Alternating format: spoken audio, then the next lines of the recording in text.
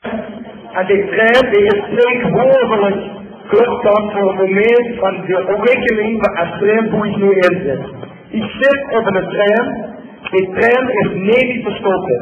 Je had er al gezien, iets was sowieso niet te stoppen, maar die trein die gaat dan nu door. De Vastelaovend, die is begonnen, en dat kunnen we niks aan doen. Het enige wat we met z'n allen kunnen doen, is keihard mee doen. Ik zal niet daar even op, de tijd meneer, het samenregiment, de komende 4 dagen, nog een spetterend fiets van maken.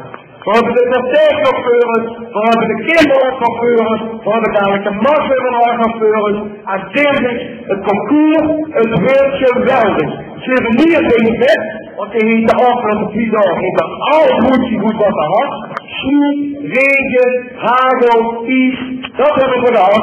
Nu zijn we zo. Ik zou zeggen, lang leven de streek, lang leven de Mestreechter Vastelaovend.